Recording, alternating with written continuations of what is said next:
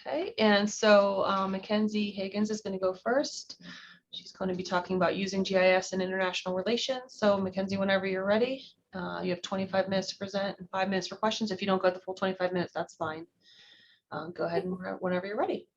All right, great. Well, hello everyone. My name is Mackenzie Higgins, and my capstone presentation will be on using GIS in international relations.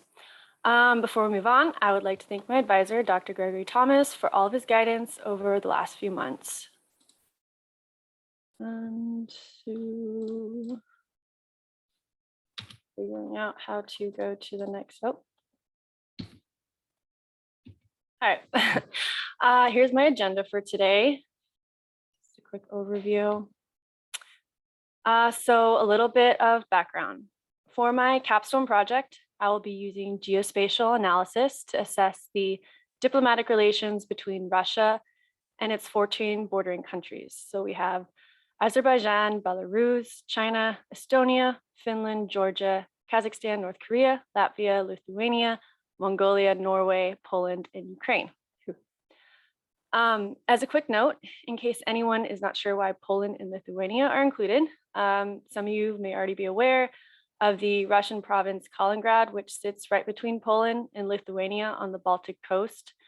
But since this is a part of Russia, it is included in my study for the countries which border it. One of the reasons I chose Russia is because of the current war in Ukraine and the current attempts by Russia to annex the eastern regions. Russia also has a rich history of invading and being invaded, and this has made it an interesting and relevant area to conduct my study on. Robert D. Kaplan argues in his book, The Revenge of Geography, that it's because of Russia's lack of natural borders and flat expanse that it has been so susceptible to invasion over its history. This susceptibility has also contributed to Russia's desire to push back and expand to protect itself from outside invasion. The Soviet Union would be a good example for this sort of expansion and cushioning to make up for its geographically vulnerable borders. Studying the diplomatic relations between Russia and its bordering countries will show the number of connections the bordering countries have with Russia, such as through the amount of trade or political ties. Those with a higher number of connections will indicate good relationships, while fewer connections will indicate worse relationships. My study will compare the relationships between the two countries to their border characteristics and see if there's any correlation between border characteristics and the level of cooperative diplomatic relations. My plan is to first create a ranking system for the diplomatic relations between Russia and its bordering countries. To do this, I will look at the overall trade of both imports and exports between Russia and the bordering countries. Military comparisons such as size and location of assets, whether the bordering countries are in the North Atlantic Treaty Organization, NATO, the Collective Security Treaty Organization, CSTO, or neither. And lastly, conflict data to indicate physical disputes between Russia and a bordering country. I will then examine the border variables such as ethnicities, economics, history, population, terrain, and length around the 14 borders using spatial analysis and statistical analysis. After this, I will compare border characteristics between Russia and its neighbors and compare these characteristics against the diplomatic relations ranking structure between each neighboring country to Russia. For instance, are there any similarities between neighboring countries whose borders have difficult terrain to traverse and their diplomatic score? Do bordering countries whose cultural makeup match closely to Russia have better diplomatic relations with Russia or worse?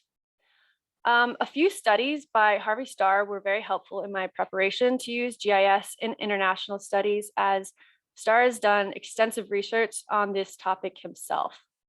Starr breaks down his analysis of international relations and borders and the relations of the connecting countries by opportunity, which is the possibilities or constraints that decision makers face, and willingness, which he describes as the choices decision makers will make considering opportunity. Ultimately, his study stresses the importance of looking at a multitude of variables to gain a well-rounded picture that will give the best insight into the opportunity and willingness of a country's relation to another. In a study of his done in 2002, Starr reconceptualized using GIS by analyzing a border's length, area, whether a border is a homeland border or generated by colonial territory, terrain, and territorial disputes, all while connecting his findings back to opportunity and willingness. My study aims to build upon this idea of border analysis through its various characteristics. Ultimately, instead of analyzing the border through willingness and opportunity, I hope to gauge the border's characteristics and compare them to their respective countries' diplomatic relations. I've chosen to create a diplomatic ranking score based on my own variables and scoring so that I can include the variables I find most relevant to assessing a country's relationships with its bordering countries. My goal for this study is to be able to replicate the study in other regions of the world to assess the diplomatic relations with bordering countries and whether there can be any conclusions drawn from the characteristics of the borders. The variables I've included in this study are specific to this region, but could also be altered so that a ranking score could be used in any other region of the world. The variable of whether the countries are currently in NATO or CSTO is specific to this region and will not be usable in any other region. However, the idea should hold that the point system I will create can be replicated. For trade, I intend to use the overall trade balance between Russia and each of its bordering countries as a variable to contribute to the diplomatic relations ranking. Trade is a good indicator of cooperation and reliance. The more cooperation and reliance, the more likely the two countries are to avoid conflict with each other, as they need cooperation to maintain economic stability, especially if the trade is extensive. The data source I intend to use is the World Integrated Trade Solution, which is part of the World Bank and provides data for international trade.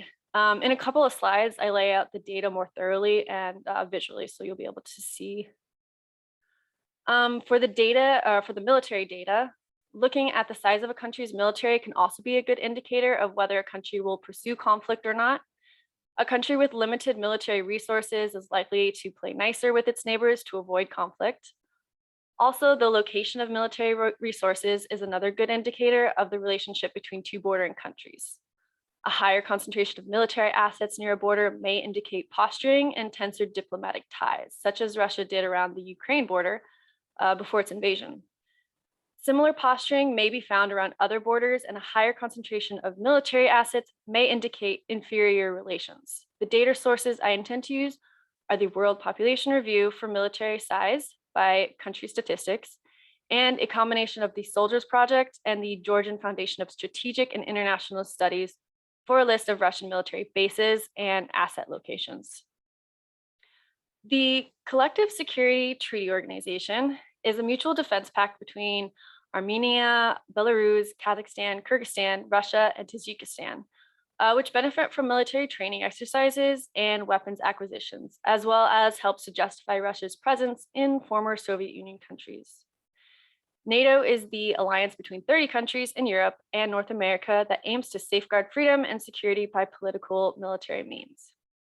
The comparison of whether the bordering countries are in NATO or the CSTO is a more direct confirmation of diplomatic relations with Russia.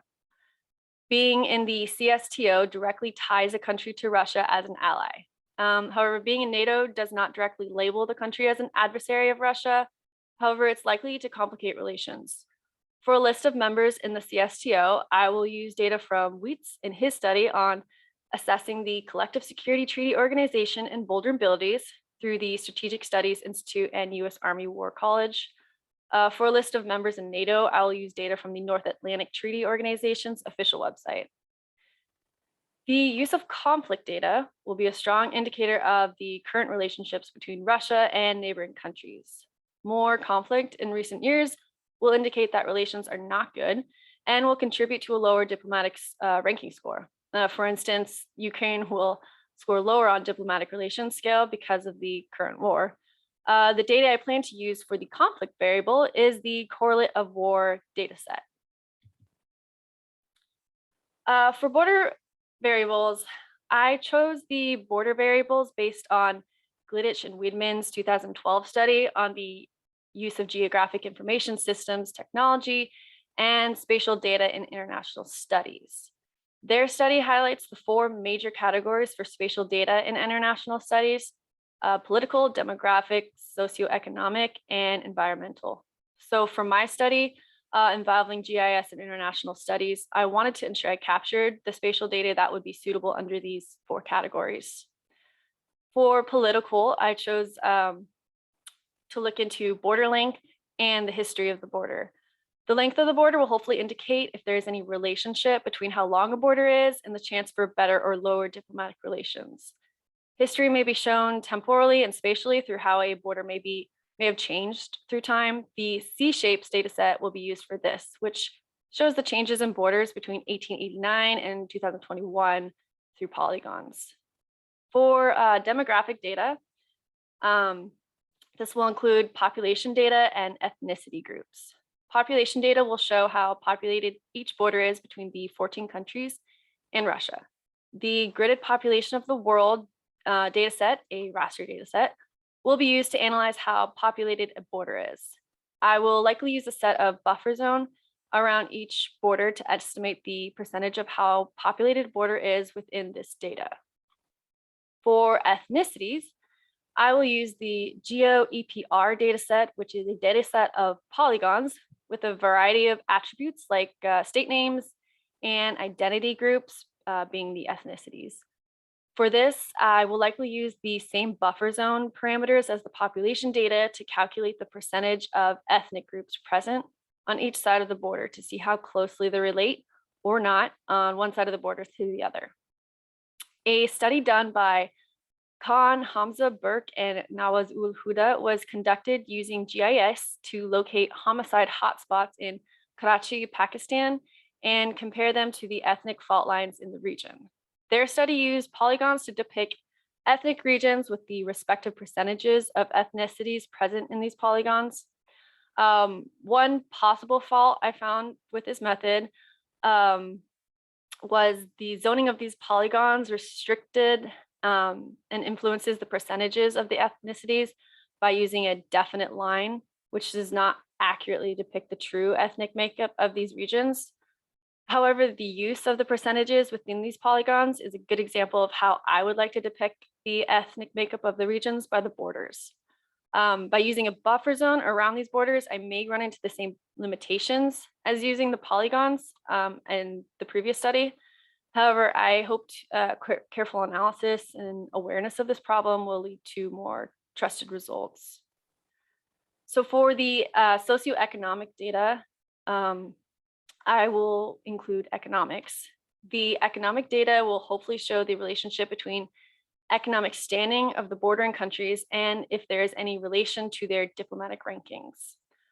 I'm currently using the geographically based economic data set, which is a tabular data set that only goes to 2005. However, during my analysis of all my data sets, I may decide to leave this variable out unless I can find a better data set to represent the economics of each country, something more recent. So for environmental, I will include the terrain near the borders. Terrain will be another way to analyze the accessibility between two borders, such as is the terrain around the border difficult to traverse or is it open and spacious? Terrain will also likely tie into the population variable as a more urban area leads to difficult mobility opportunities than like wide open spaces. The data I'll be using for terrain is the GTO-PO30 dataset, which is a raster dataset of elevation. Throughout my study, I'll be using a mix of qualitative and quantitative methods to analyze my data. But first, I need to clean each data set so that only the relevant information is present so that I have smaller and more workable files, since I'll be using so many different data sets. I'll be using an Esri Geo database to store and manage my data in one location once it has been cleaned out for all the data I need. The data I've collected is a mix of vector, raster, and tabular data. I'll need to analyze the data to ensure it is current enough for my study and that none of the data sets will skew the results, such as the current economic data set that I have, because it hasn't been updated in over 15 years. This may be an issue. I plan to use a mix of spatial and exploratory data analysis, as well as visualization to assess the data. I'll be conducting spatial analysis using ArcGIS Pro, and I will use ArcGIS Experience Builder to present and communicate my data. This is the data I'll be using for my study. As you can see, it's broken down into categories and subcategories on the left. The data covers the border variables as well as the data needed to assess the diplomatic ranking scores. So the four main categories discussed earlier from the guidance of Glidich and Widman, shown in white with political, demographic, socioeconomic, and environment. And then the subcategories, which will be used to analyze different border characteristics, are in dark gray. One note here is that under environmental, I have elevation, but earlier I say terrain. This is because the terrain is the characteristic I'll be looking at, but the elevation is the type of data set I'll be looking at. And it's the current one I have. And this one specifically is a DEM. Then the last three are a part of the diplomatic ranking, diplomatic relation ranking data I'll be using. The CSTO and NATO are not included here since it's just a list to compare which countries are or are not in the organization. I've already downloaded each of the data sets and begun the process of cleaning the data for only the relevant information needed. I still need to organize the data into one geodatabase, and then I will start conducting analysis. I currently have three hypotheses that I hope to address in my study. So hypothesis one, a country's diplomatic relation will not have a strong correlation to its ethnic makeup. The reason I'm hypothesizing this is because of a study done by Buhag, Cederman, and Glidich in 2014, where they investigated inequalities in their relation to civil wars. One of the inequalities looked at was ethnic diversity. In their study, they noted a weak and insignificant effect that the amount of ethnic diversity had on the likelihood of a civil war outbreak. Although my study will look at diplomatic relations outside of a country, I still believe that the correlation between the ethnic makeup at the border will have a low impact on the diplomatic relations between two bordering countries. However, I think this effect will be more pronounced in larger bordering countries, where smaller bordering countries may find that the ethnic makeup does have a larger effect on diplomatic relations. But I think this reasoning will bleed over into the history of the country's borders, which brings us to the next hypothesis. Hypothesis two, if Russia's neighboring country has a history of changing its border demarcations, then the diplomatic relation will be lower. The reason I believe this hypothesis may be viable is that a country's relationship is likely to be more volatile if the borders have a history of change, since disputes between the two countries may still be present. And I think countries whose ethnic makeup is very similar to Russia's may be because of a history of volatile borders, meaning the borders may have changed often throughout history. This mixing would likely cause the ethnic makeup along the border between two countries to be less diverse. And then lastly, hypothesis three, if the terrain between Russia and the bordering countries is unencumbered by natural barriers, then relations will be lower between the two countries. The reason I believe this may be true is that in Kaplan's book, The Revenge of Geography, he argues that part of Russia's dissatisfaction with its current borders is that its borders are too open to enemy attacks because of the lack of natural borders such as mountains and seas. With this idea, the data should show the link between Russia's relations with neighboring countries being lower, where Russia may feel more vulnerable to attack. Where they may feel more vulnerable would likely be where they're more exposed and the terrain is unencumbered by natural barriers. This will likely also tie into the history of borders, as the history will show how much Russia may have pushed into neighboring countries throughout its history. I also think it will be interesting to look at the population here as well, since as far as mobility is concerned, large urban areas could be considered impeding terrain. Of course, there are other things to consider for population data as well. Ultimately, as my study develops and the spatial analysis with my data begins, I expect more hypotheses will develop and several variables to inspect certain correlations will follow. For my project timeline, I started my research and data collection for my study back in August into October. I plan to continue my data organization and start my analysis in the next coming months, so that when January rolls around, I will be fully into my spatial analysis of the data and be ready to communicate my results by February. I have two options I'm looking further into for my venue: the USGIF GeoInt Symposium in St. Louis in May, and the Esri Federal GIS Conference in DC in February. That concludes my presentation. Thank you everyone for listening. Welcome any feedback or questions anyone may have at this time. And I see some chats. Yeah, great job, Mackenzie. So does anybody have any questions? You can either unmute and ask the question or just put it in the chat. And that looks like there is a question there already. Okay, so for terrain along the borders, do you have any initial ideas on how you might summarize the variety of terrain you may find along a single country border and normalize by different lengths in order to use it as a metric in your analysis? So far, my idea of what exactly how the spatial analysis will go is very surface level at the moment. So for terrain, though, I'm very interested in the difficult terrain. So to me, that would be more so mountainous and changing in elevation. So right now, what I have is an elevation raster data set. But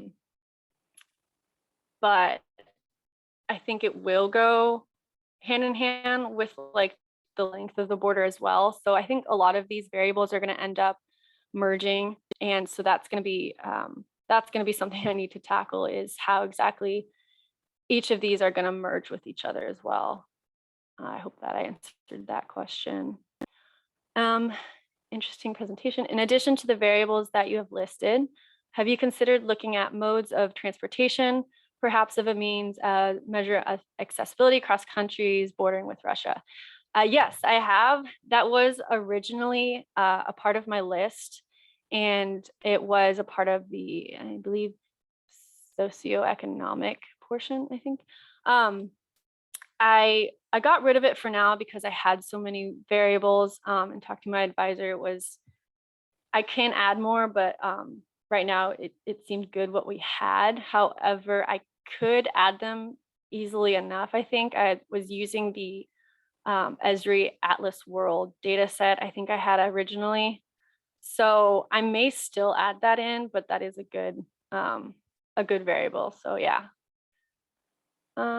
You mentioned a conflict indicator as part of your analysis, that of the position of assets along bordering countries being a potential consideration. Do you feel that the Ukraine war might actually skew that particular indicator, or do you have the asset positions from prior to the war in order to compare their current positions? So I do think it will be skewed for current, currently. However, I do have all the data from prior as well. So I am able to look at conflict regions before, and also military assets, like where they were before. There is a temporal aspect to that. So I'm hoping I'll be able to mitigate that through that. Since you're using so many different data sets, is there any data missing for particular countries or regions? If so, how do you plan to handle these? Yeah, so actually for North Korea, the trade data set that I have currently, there isn't any trade data for North Korea. Interestingly, there is between other countries that trade with North Korea. So Russia's data set that I have on trade has stats for how much they trade with North Korea. Belarus also does, but North Korea doesn't have its own data set in the world trade data set that I'm using.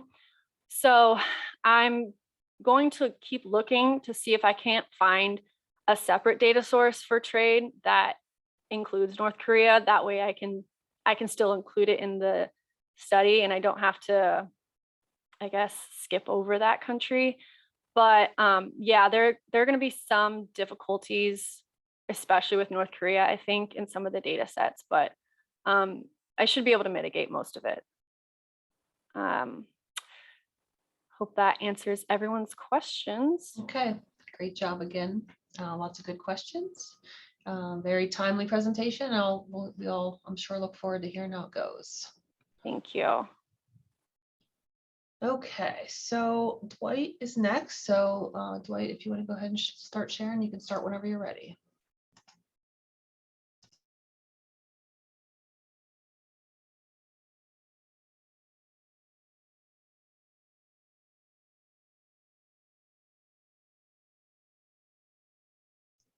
We don't hear you yet, but everything looks good. All right. Do you have any good audio? Yep, sounds good. Okay. Would you like me to begin now or? Sure, go ahead. Okay. Hello, everyone. My name is Dwight Lanier, and today I'll go over my research proposal on the propagation of radial waves of travel cost in a discrete global grid system, or a DGGS.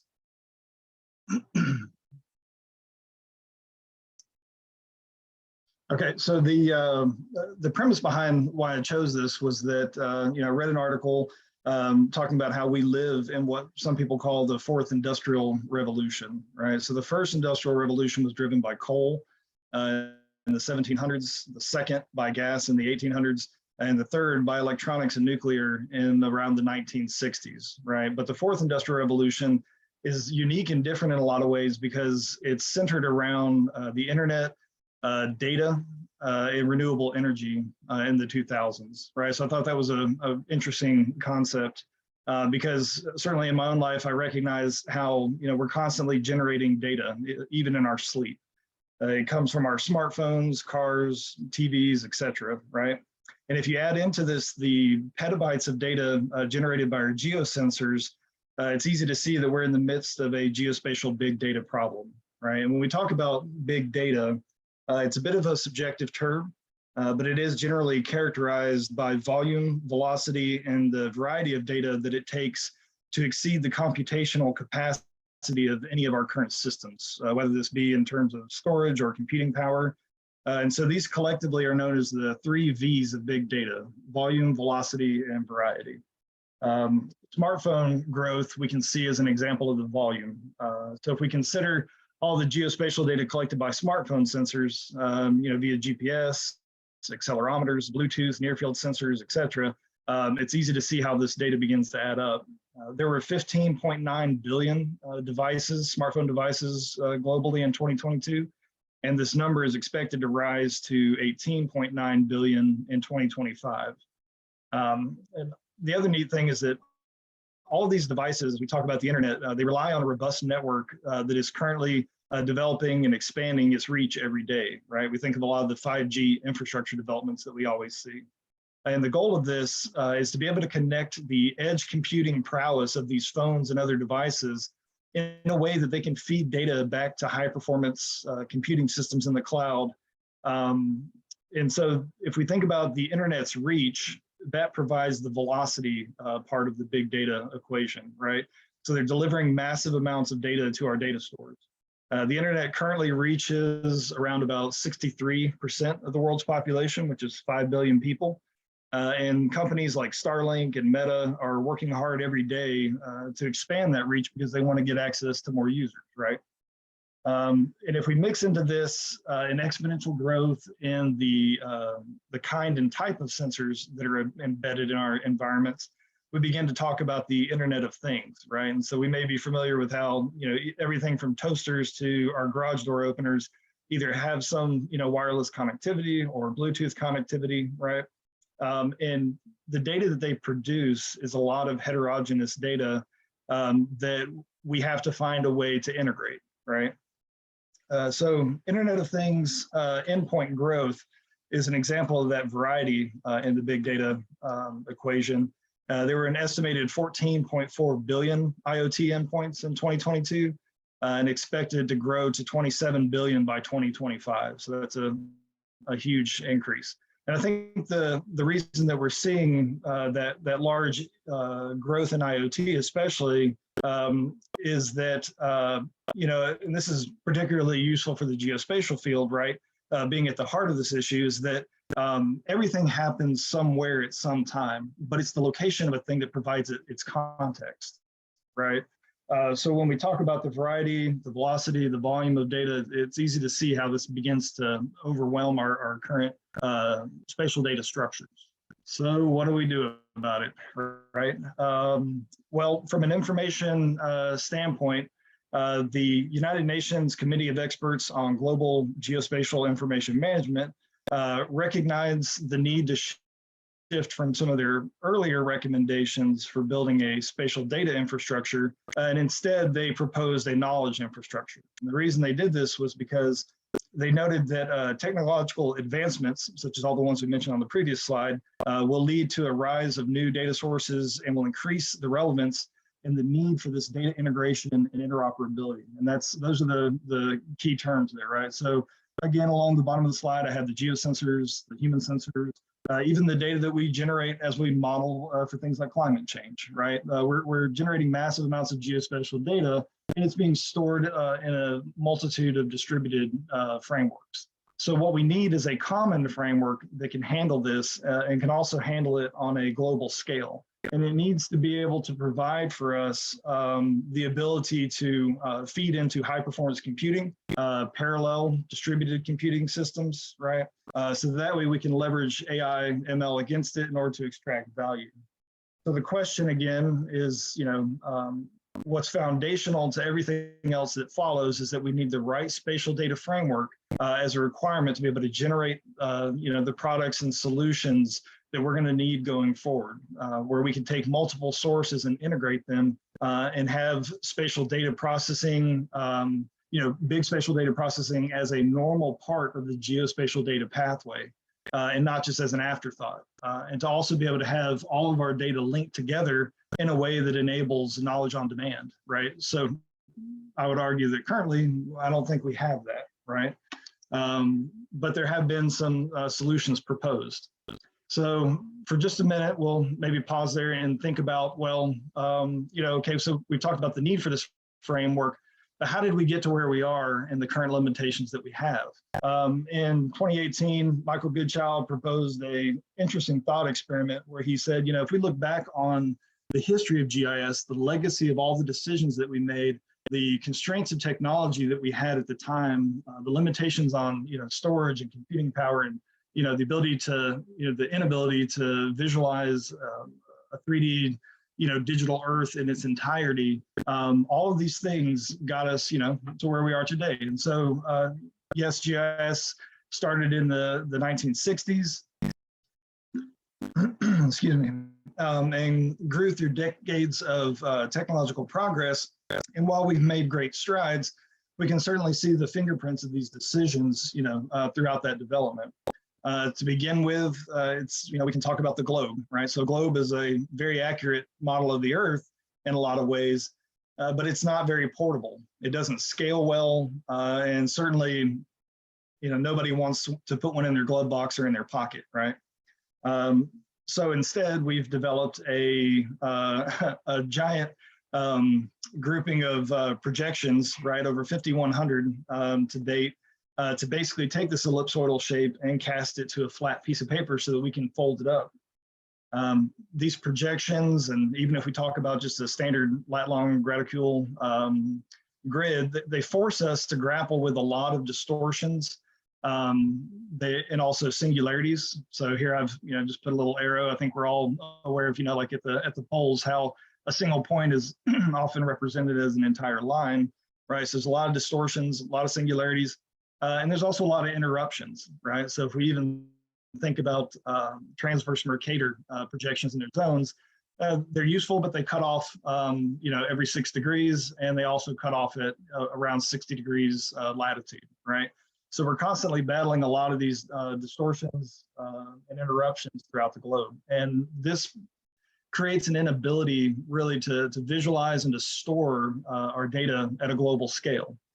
But what this has also led to is sort of what I would call a traditional GIS mindset of the way that we organize our data as well, right? So we tend to organize it horizontally by theme in individual layers as the primary organizing element. We have layers for parcels, for elevation, for land cover, and this all seems completely natural in the framework of traditional GIS learning, but in an era of big spatial data, this makes distributed and parallel processing impossible, if not difficult sometimes, right? In a traditional GIS structure, it's very easy to query horizontally for what we know about a theme, but it's more difficult to vertically assemble all the knowledge that we know about a particular location across numerous data sets. So the example I would give there is, if we're querying through an attribute table inside of a particular theme, it's very easy to grab all of the land cover elements that relate to water. But a variety of complex operations are required in order to say, well, I want to know everything that there is about a particular place on the Earth, and to drill down through multiple vector and raster layers of different resolutions and spatial resolutions, right? So as we've built this traditional GIS, I think we've organized it more for the spatial aspect in a lot of ways, and not so much from an informational standpoint, right? So there's a bit of an imbalance.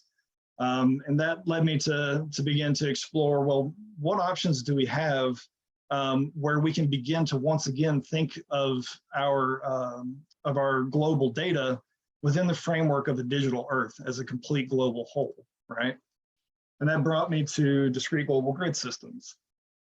So within a DGGS, which are very promising frameworks, they start out by modeling the Earth as a polyhedron based solid, right? And there's only 5 of these shapes that can be made. The more common one that you'll see of that base solid group is in the bottom right, which is an icosahedral or a 20-sided solid. They take each one of the faces, and on those faces, they evenly tile with a regular tessellation shape. So in the bottom left, you'll see an example of the 3 different shapes, either a triangle, a hexagon, or squares that can be used to regularly tile a space and to completely fill it up without any gaps, right? And without any overlaps. So hexagons are generally the more preferred choice within DGGS that you'll see because they are closest in compactness to a circle. And this reduces a lot of the bias that you see in sampling, which is one of the reasons they're chosen. And also the travel between adjacent neighbors is equal in all directions, which is something that you don't get from a lot of the other shapes. I think we're all pretty familiar, with the 8 neighbors of a shape and the queen's cases of being able to travel, or rook's case, right, between the diagonals or the orthogonals. So together, a DGGS uses all of these cells that it's tessellated across the faces in what we call a congruent geometry framework. And this means that each of these cells is a discrete, fixed, and repeatable entity. So every cell is indexed with a unique value, and it can always be retrieved consistently, right? And this means that every point on Earth, when you talk about a different level of resolution, is covered by one and only one of these. In this case, I'll continue to talk about it in the hexagon context. It is only covered by one hexagon, right? Which brings us to the next feature of the DGGS, which is that they are hierarchical and multi-resolution in nature. So they come in a variety of configurations. You can see in the top middle of the slide just some of the examples where the different nesting schemes or apertures for a hexagonal tessellation. And this has to do with the ratio of children to parent cells. So as you go from the black hexagon outline and you step down to the red hexagons, and then you further step down to the next resolution level where you have the blue hexagons, right? So each of the cells within a resolution are fixed, and they have approximately the same size and shape. And this is spelled out in the OGC abstract specifications for DGGS, which state that they should be based on equal area projections.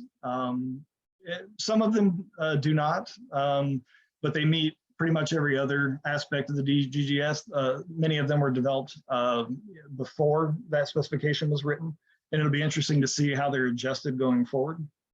But the indexing allows for not only a horizontal travel between neighbors, but also allows a child to climb up to its parent cells as well. They all understand within the indexing scheme how they're related between levels of resolution. If we look in the bottom row, it's not hard to see some of the immediate advantages when you compare a DGGS to a graticule system. If you focus on the North Pole in each of the globes, you'll see that many of the distortions are done away with. So those singularities that we talked about. And now we have a useful way globally to bin our data.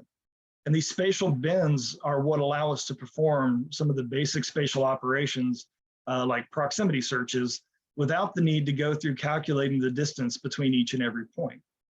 DGGIS systems can very quickly convert from latitude, longitude values into a DGGS index value for a cell, which obviates the need for that spatial join. We can jump right to, we can take an attribute table or a feed of data coming in from an IoT device. And for each one of those latitude and longitude values, at whatever resolution level we specify, we can feed the lat long values in and get a DGGS index value back. And so that obviates the need for having to join it up against polygon layers. To bring everything around full circle, DGGS cells provide us a way to store and integrate the variety of geographic information that we have on a global scale. Each cell can be processed independently, which lends itself to distributed parallel processing operations that we talked about before. So we can either take them, by clusters of their neighbors, right? We'll take a central cell and grab its 6 surrounding neighbors and pass them off to one processing element, and take another and pass it off to a separate processing element if we're dealing within just the one ring of neighbors. Or if we need to, we can, distribute individual cells if the analysis is contained within a single cell, to the cores as they become available for processing. And because all the cells have a fixed geometry, a variety of data can be stored in them, which allows us to access the data not only horizontally by theme, as we talked about. So you can see on the right there an example of, maybe storing land cover data within a certain resolution of DGGS. But because we can store a multitude of different data types, all attributed with the same index value if they occur at the same location on Earth, then we can also query them vertically. So now we can think back to those examples of, looking through our attribute tables and saying, okay, I want to query for everything of a certain theme within this land cover data set that, let's say it's maybe water, right? Open water. But then, I also want to know, maybe I want to go by a specific, set of locations and do that. So now I can do that spatial filtering by searching within a column that has these DGGS index values populated, right? And so this makes it a very flexible system for being able to, take advantage and integrate multiple types of data within a global framework. The other thing the DGGS can do that traditional GIS, despite a lot of the research that's been done, still struggles with is the aspect of being able to display uncertainty about the data, right? So a lot of times the uncertainty about different features is stored in the metadata, which never gets accessed and doesn't necessarily always make its way into the feature sets. With the DGGS, you have the opportunity to use that multi-resolution hierarchy to use smaller or larger cell sizes, depending on the level of confidence that you may have in a feature, right? Okay, so now that I've kind of gotten you to where I wanted to go in terms of talking about why I think DGGS is an interesting framework to explore. The next thing we have to consider is, well, it is a fairly new framework, right? So even though it's been discussed in the literature for decades, it wasn't until recently that several frameworks, several application programming interfaces have been made available that actually, provide people, the opportunity to be able to implement these systems, right? So what's next though is to begin to take what we have done in traditional GIS, and not just for the sake of doing so, but in a careful, measured way, take the techniques that we have developed through our traditional GIS and see what can be ported over to DGGS to see if they can be implemented there successfully. So for this research project, I want to focus on the concept of distance calculation.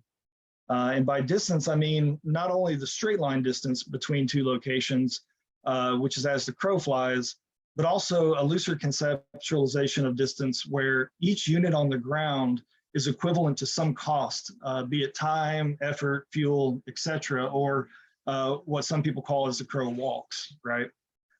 So the ready equivalent of traditional GIS distance calculations to a DGGS that you may be familiar with is using a raster grid, right? Like that was one of the original implementations when we think back to things like map algebra, where you know, we could take different data sets, you know, be it the you know, vector or raster, and put them into a common raster framework to be able to compare them and to do these calculations and integrate our data, right? But whereas those suffered from a lot of the projection distortions over large areas, the DGGS don't. And so one of the calculations that I'm interested in is one by Tomlin, where he looks at how if we are, you know, doing this incremental radial propagation of cost distance travel, going from one cell ring to the next and accumulating cost, in that square raster environment, grid cell environment, we wind up with this octagonal or octangular error propagation.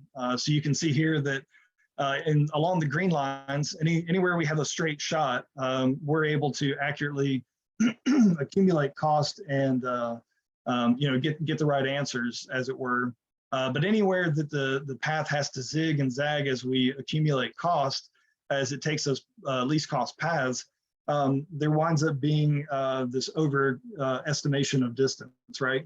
And that estimation can be up to as much as 8.24% after we've traveled all these different, you know, 45-degree lines based on how we're able to travel from one cell to another. But Tomlin came up with a pretty clever method to get around that, where he basically kept track of the horizontal distance traveled and then applied a correction at the moment that the direction changed as well. And by you know, implementing this algorithm, he was able to show that across either homogeneous or heterogeneous cost surfaces, we're able to diffract and refract around boundaries, as long as when we get to a point of diffraction or refraction, we take into account and start over that, you know, that change in direction as we accumulate distance, right?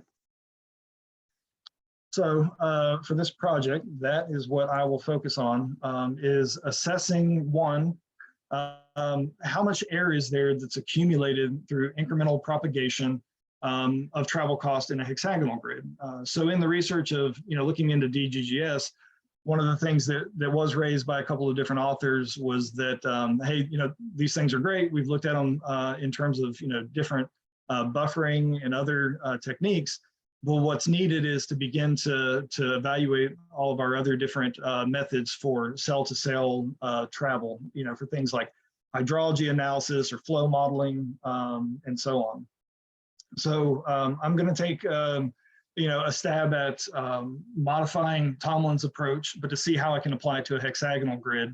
I'll do that in an idealized, very regular planar framework first, so that I can understand how air propagates. But then I'll also attempt to apply it to one of the more popular hexagonal DGGS implementations, so that I can see, you know, okay, how much error accumulates during that process and can we correct for it. The way that I'll do this is I'll basically start by studying that error propagation in the hexagonal grid, because I want to be able to see, you know, what affects the change in directions on a hexagonal network encounter vice the square network, the quadrilateral network, and how much and where the different errors accumulate.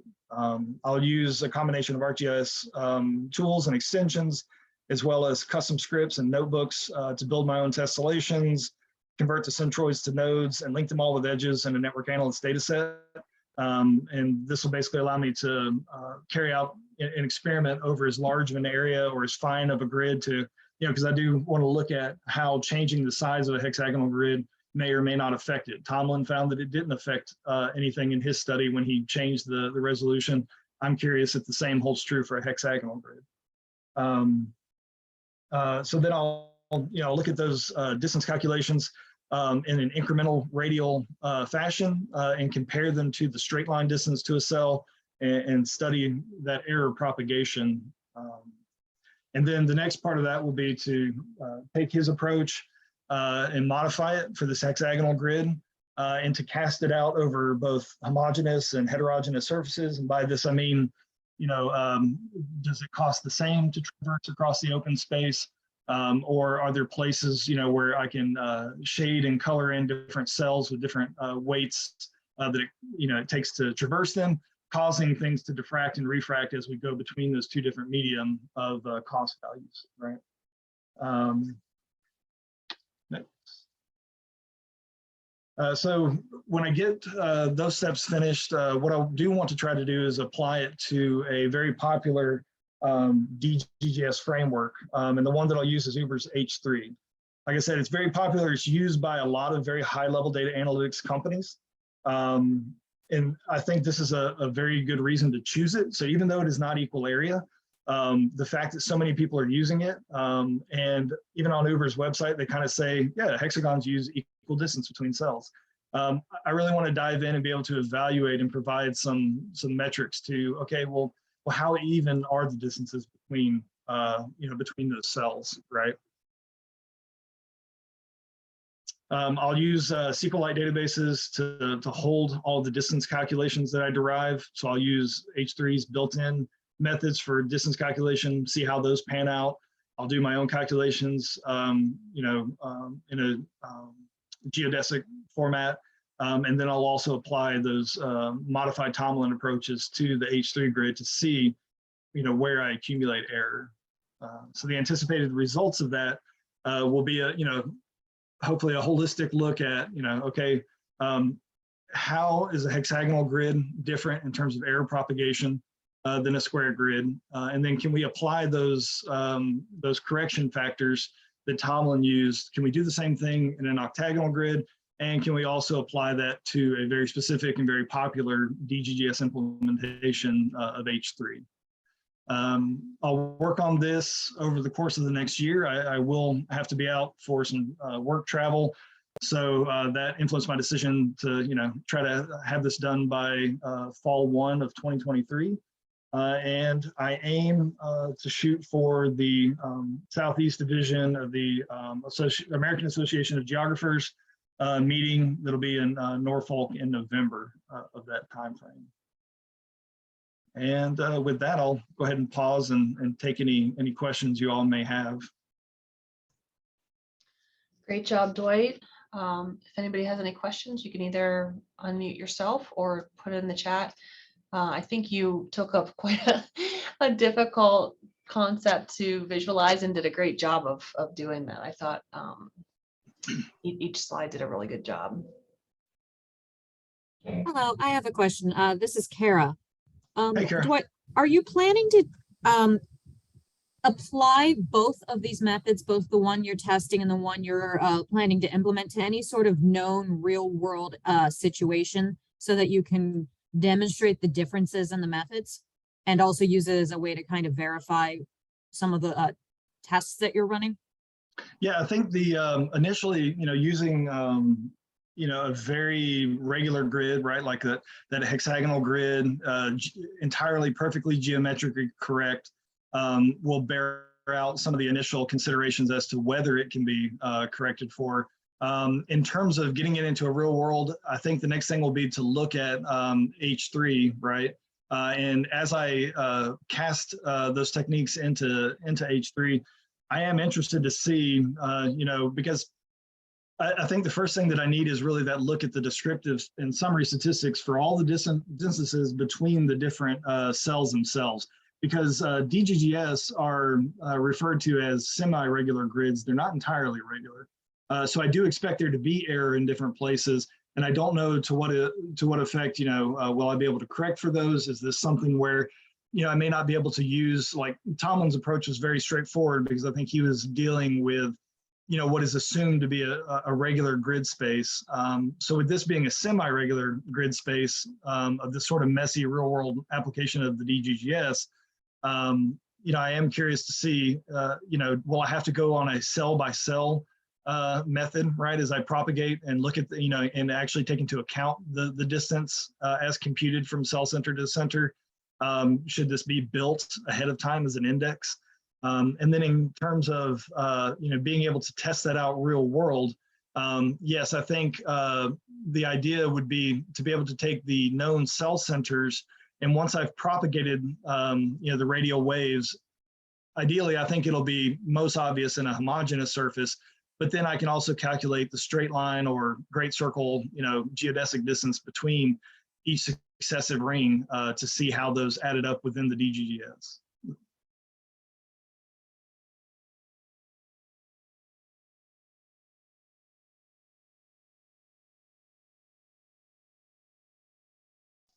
There's a couple other questions in the chat. Dwight, you might need to stop. Oh, here we go. See them yet. Yeah, sorry, I see them now. For your distance calculations, are you assuming Earth is a sphere or an ellipsoid? So, yep, great question.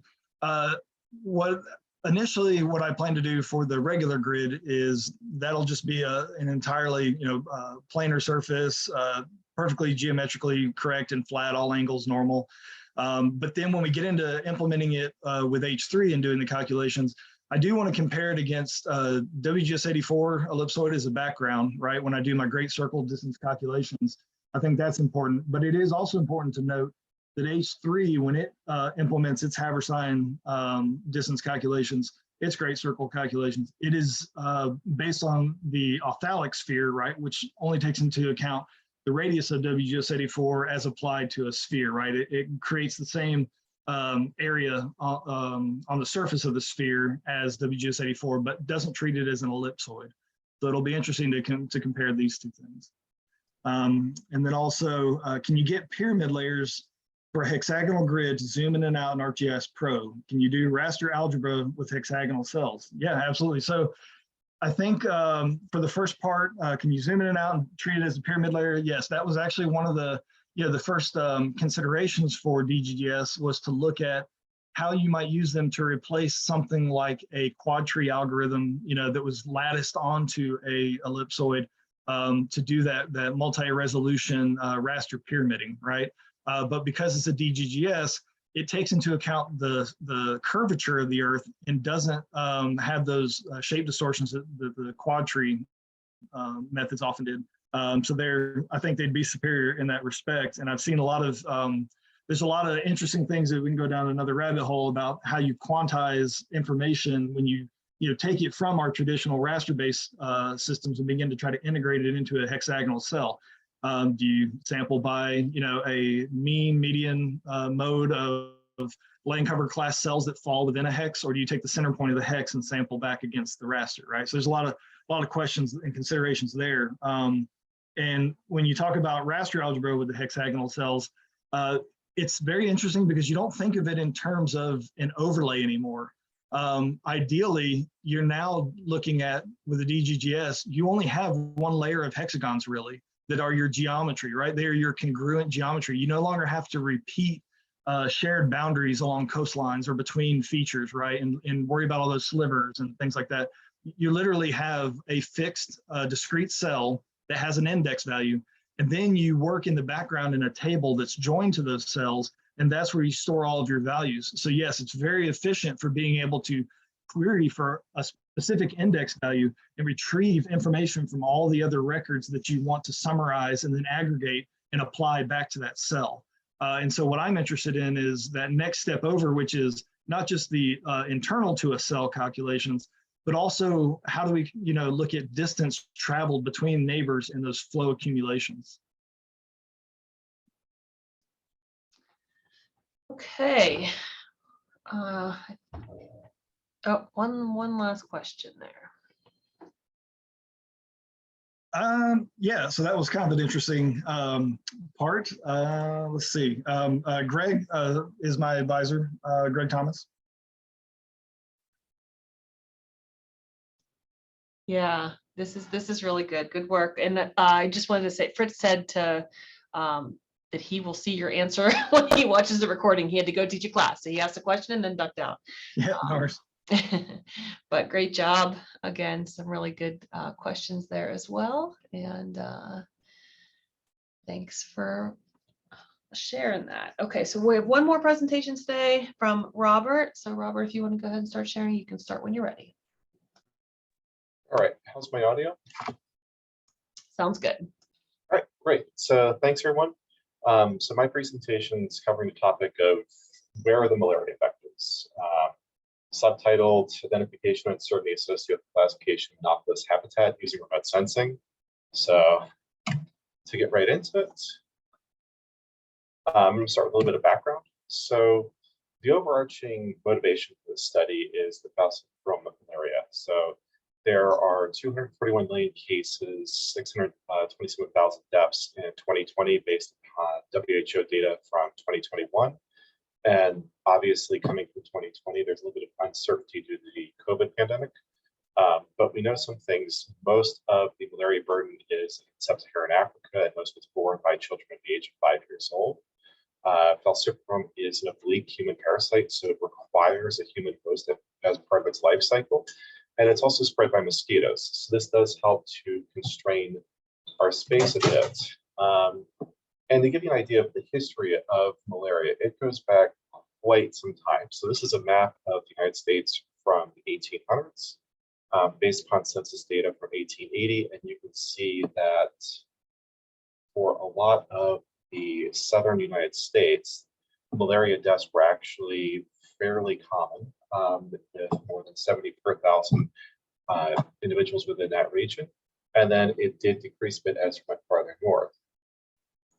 However, in recent years, there has been a big push with the Millennium Development Goals starting in the year 2000 to reduce the amount of malaria burden throughout the world. So this is a map from the Malaria Atlas Project. And what we're seeing here is the Plasmodium falciparum prevalence for the ages of 2 to 10, or PFPR 2 to 10, in the year 2000. And here we can see the same thing, that within the sub-Saharan Africa region, there's a very high burden. But also we see throughout Southeast Asia and also parts of South America, the burden is also quite high as well. Contrast to this with 2019 projections, we see that there has been an overall decline in the prevalence. Sorry, this laser pointer, there we go. There has been an overall decline in the prevalence within sub-Saharan Africa, and it's declined dramatically in Southeast Asia. And South America is interesting in that it's declined, but it's also shifted and increased in some areas. So this also means that there are some issues with the malaria prevalence, the malaria burden actually following political boundaries, suggests that we're looking at an issue not just of ecology and the parasites, but also in terms of how governments are responding to malaria burden and the presence of the malaria vector. And specifically here, we're talking about the Anomalous genus mosquitoes. These are sometimes referred to as marsh mosquitoes, and they're quite common throughout the world. There is over 100 anomalous species that can transmit malaria, but we tend to focus on 30 to 40 species that are the most common within regions. And returning back to the slide with the United States data from the 1800s, the presence of the vector does not necessarily mean that malaria is present. However, the presence of the vector is a requirement for the parasite to be present. And beyond that, with Anomalous genus mosquitoes, they do transmit other human diseases. So beyond the scope of just malaria, we also care about where are these vectors from more general disease control standpoints. So as I know, they're distributed throughout the world. And while the parasite is generally eliminated from a region, it's not the mosquito that's eliminated from the region. So the United States now has a endemic malaria of zero. It's been eradicated from North America. However, the vector is still present in this region. There's always a small chance that as a result, we could see malaria be reintroduced into the United States. Contrast that with other parts of the world, you can see that Europe also has the relevant vectors to transmit malaria, although they don't currently have malaria present. And each of these Anomalous genus is bounded by their habitat. So we can look at the moisture and rainfall requirements for each species, the average temperature that they prefer for their habitat, and also the minimum and maximum temperatures that bound what their survivability is. And to zoom in on that map a little bit more, here we kind of see that, again, the relevant vector is pretty much present no matter where you go.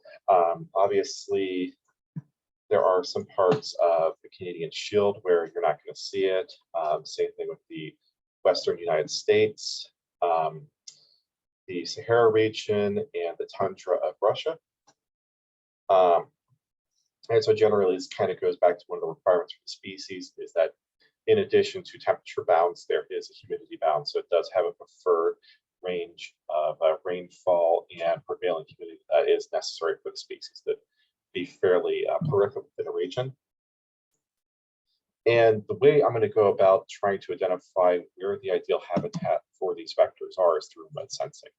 So here we can use proxies for the environmental envelope values without ground surveillance. So the gold standard for malaria research is usually you go do a field study, you put a trap out, and you capture the local vectors, and then you actually look at them and see which ones have the presence of malaria parasites in them, and use that to extrapolate what the possible burden is for a region when coupled with human data as well.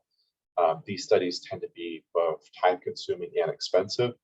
And from a policymaking standpoint, one of the overarching questions you might have is simply which parts of my country are at higher risk of these vectors being present, so that I can potentially put some sort of policy control mechanism in place, like indoor residual spraying, a focus on distribution of bed nets to prevent people from being bitten, or possibly even doing some sort of insecticide spraying on standing water to prevent the mosquito from actually continuing its life cycle. So sources of data I'm going to be using, Landsat, obviously, for getting the land cover information, and then that's going to be fed through machine learning for land cover classification. There's also geostationary operational environmental satellites, the most recent of which is the R series, from which we can get temperature and precipitation data. And all this is driving the overarching research question of what is the uncertainty associated with remotely sensed habitat classification. And here the focus is on uncertainty, because while we can put together an algorithm that will allow us to identify possible habitat with a fair degree of work, it's within the bounds of what is possible. And the bigger question is, if I'm presenting this information to a policymaker, what is the guarantee that they're going to have the best time and financial resources in a region that the vector is actually going to be there and present? So what are the error bounds associated with this habitat classification? As a platform, I'm starting out with an application that I developed over the course of Geography 589 and 883. The source code is available on GitHub, and the core programming is complete, and the application is currently live on running off of the Google Earth engine. So if anyone wants to take a screenshot of this slide real quick and check it out later, feel free. And to give you an idea of the overall workflow of the application. So when a user lands on the application, it triggers a bunch of processes in the background, and those proceed in, here it's a nice flowchart order, but in practice, the way Google Earth Engine operates is things can occur out of sequence as long as it comes together as part of the final sequence. This is part of the MapReduce paradigm, if you're familiar with it. And so one of the first steps is the preparation of the precipitation data using Chirp's Pentat. And this gives us an annual precipitation raster. Next is preparation of temperature data, which we get a mean temperature raster from, as well as another raster that tells us the number of days outside of the preferred minimum maximum envelope for the species. And this is important because most of the Anopheles genus have the ability to go into a dormancy state where they can survive for days to weeks, possibly even months. But if that bound is exceeded, then the local habitat is just simply not suitable for that particular species. Next, the Earth Engine uses code from a training data set that I put together, as well as imagery from Landsat 8 to perform a supervised classification of the habitat that is of the imagery that's currently in view on the user's screen, and that'll give us a classification raster. So for the classification raster, we're looking at attributes such as forest, vegetation, agricultural, water, and whether or not the land appears to be developed. And then from this data, we can extrapolate the Anopheles habitat envelope by pulling together the land cover classification, the precipitation data, and the temperature data. And then the final step is to try and identify areas of risk. And here we're defining areas of risk as being within proximity to humans. So recall that for malaria, it's an oblique parasite. It has to have a human associated as part of its life cycle, or it's just not able to survive within that area. So if you have the presence of an anomalous species in a region, but there is very, very low association with humans in that area, so very far away from the city or agricultural land, then it's unlikely that malaria is actually going to be present there. Conversely, with the area that I'm focusing on, there is also a lot of forest workers that will venture out into remote regions to perform various labor related to foresting, to gathering of wood, chopping down trees, etc. And they might bring malaria back with them. And so it's an open question of, are they bringing the malaria from a local region, going into the forest, and then coming back, and it's a coincidence that we think it's associated with the forest, or is there a reservoir in the forest somewhere that we need to identify, which means there's obviously going to have to be a population of people living in that region that's sufficient for propagation of the parasite. And so there's a lot of possible sources of error with this approach. And obviously error can be induced through a variety of methods. So one of the first things is, starting with basic principles, we can inherit error from the data we're working with. So Landsat imagery can have error present in it due to atmospheric distortion, or there could be an instrument failure. With climatological data, one of the big sources of error here would simply be that a lot of the data is interpolated based upon the landscape. So while we might know that there's rainfall within the area, we know that the rainfall is likely to be around that area, we don't necessarily have a high degree of certainty of how much rain actually took place in a given area. And also just in terms of the scientific literature itself.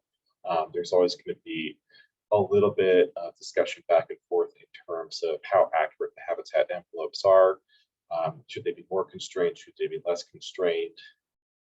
Is the lack of literature data showing that the vector is present in a region an indicator that the mosquito doesn't live there, or does it just mean we haven't identified it there recently?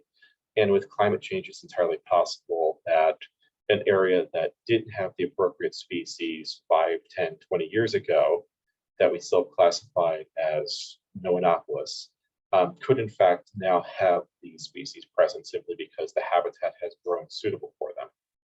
Likewise, we also have error in how we process the data, interpret the data, and present our findings and analysis products. So processing of the data is somewhat intuitive. If there's an error in the source code or an error in the underlying assumptions of how things should be processed, that's going to result in an error. Next is the interpretation of the data. So the rasters that are produced need to go through a little bit of human processing as well, in terms of how should I communicate this to end users, how should I communicate this to policymakers, and a failure to properly interpret the data and prepare a presentation for it could lead to an error in interpretation of data overall. So to look at things from another lens for sources of error, we also have modifiable aerial unit problems. So we know that the Landsat imagery is going to give us very high resolution data. However, administrative regions are quite coarse compared to the data we're getting from the imagery. So the results of the current application I developed are high resolution, but then what does that mean when we start to aggregate it up to an administrative region? So policymaker might think it's okay, great, you identify that there is a 30-meter pixel somewhere that has a high likelihood of the vector being present. What does that mean in terms of this particular locality and the 100,000 people that actually live there, spread across tens or hundreds of square kilometers? Also recalling the history of malaria, the ecological fallacy also plays a big role here. So suitable habitat for mosquitoes does not necessarily imply that malaria is present, but conversely, the presence of people that have the malaria parasite in their blood does tend to imply that there is likely to be a vector nearby, or they're going somewhere the vector is present. So we have to be mindful of understanding what the literature is showing us, what the habitat data is showing us, and what the overarching policy environment is also showing us. For my approach, a lot of this is going to be within the realm of sensitivity analysis, which is effectively testing the robustness of the system to variations in the inputs. So as a result, I've been going through and identifying every single possible point where data is introduced into the Earth Engine application and identifying what all the possible bounds are for that data. Through this, then we can apply a variety of techniques. One is simply adjusting the bounds for things like habitat envelopes, plus or minus 5, 10, 15%, rerunning everything, producing graphs, and then seeing how much things change.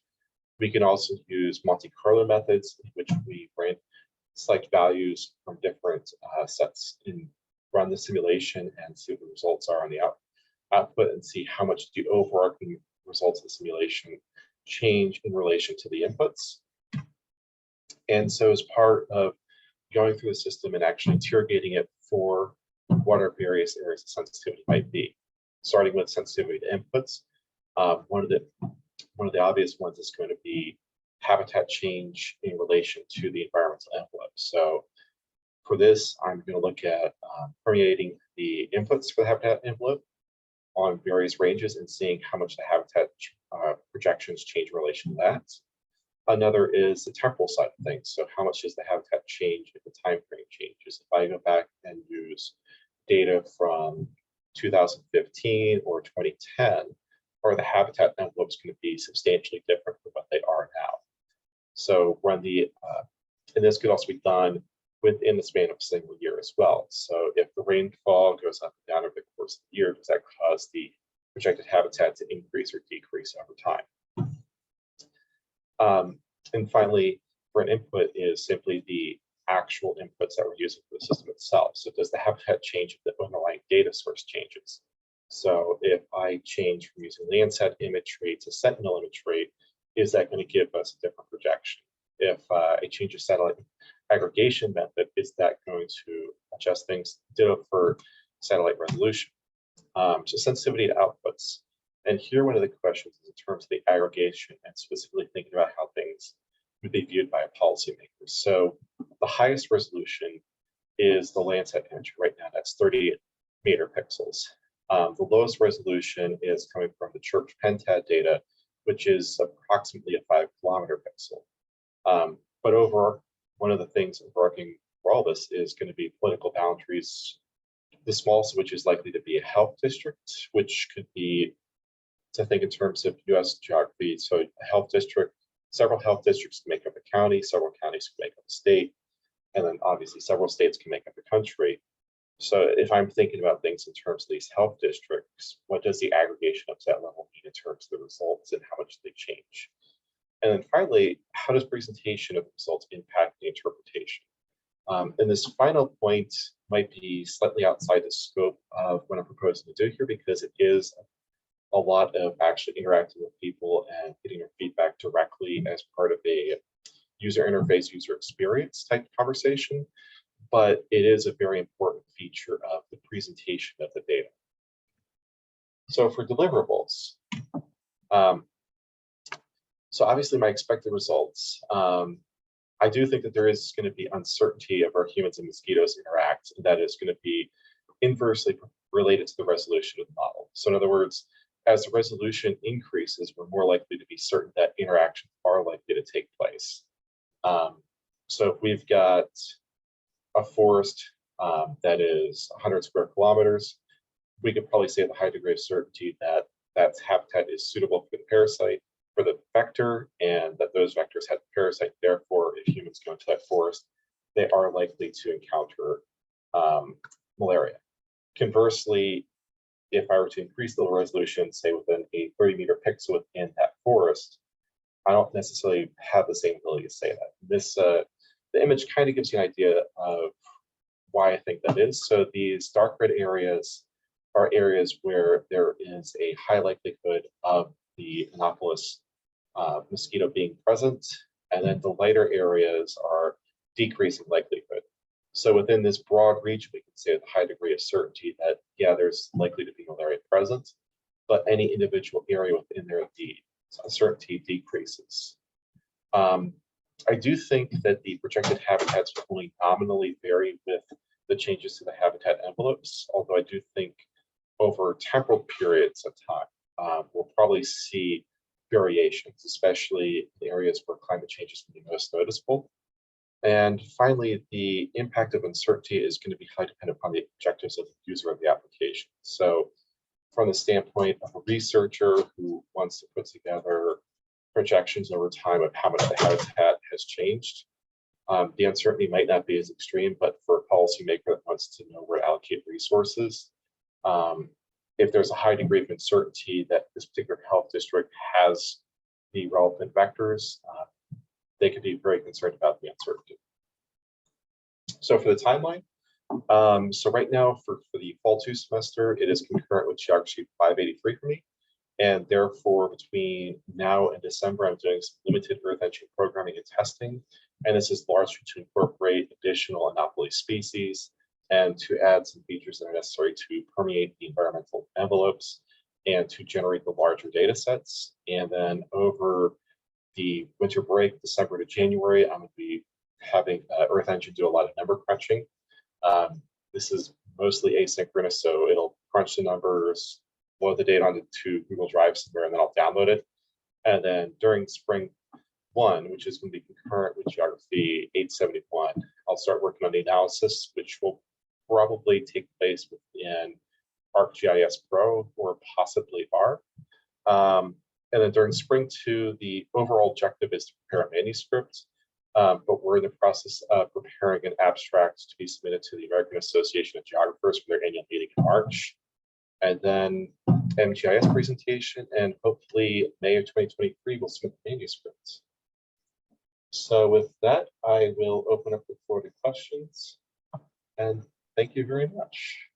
Good job, Robert. Do we have any questions?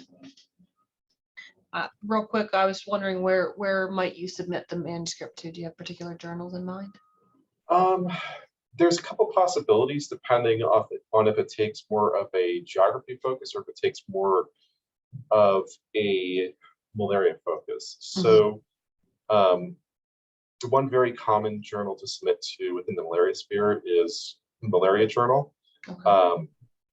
Although if the focus is more on the uncertainty related to the remote sensing, it's a bit of a push that they'll actually accept the manuscript. So most likely it'll go to a more GIS-oriented journal. Okay. We'll see where as the manuscript itself develops and what the results are. Right. Thanks. Any other questions?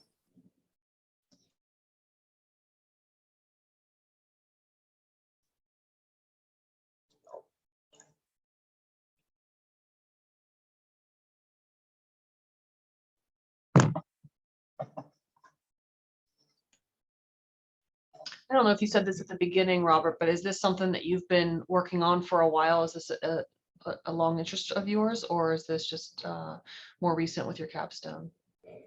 So my day job is working on malaria modeling.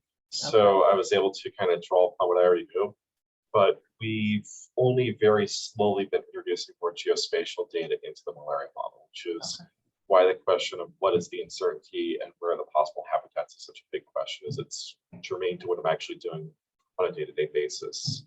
Perfect. So it looks like Dwight posted a question, what kinds of processing times are you encountering for all this data globally? I haven't actually sat down and timed it yet. And Earth Engine, they've got a constraint on if you're processing data real time for display to the UI in terms of how long it'll wait before it simply times out. And sometimes I will bump into that constraint. And then for processing the entire data set, I'm planning on just setting it up to run and then picking up the data the next day. So Earth Engine, apparently Google doesn't mind if you take a couple hours to process something as long as it's not real time. Did you know Google Earth Engine before 583, or was that your first time working on it? So prior to 583, I knew JavaScript, but I did not know Earth Engine.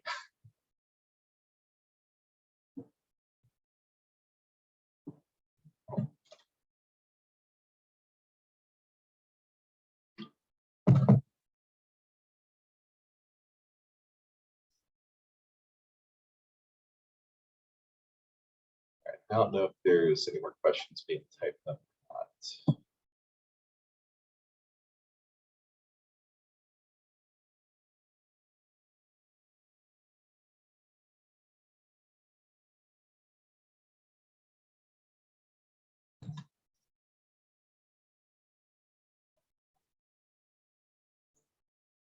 All right, I'm not seeing any more questions in the chat, so Yeah, okay, so yep. Thank you very much, Robert. Thanks for 3 great presentations today. The link for that peer review evaluation is up above in the chat, and I will post this recording here shortly. Hope to see you all tomorrow.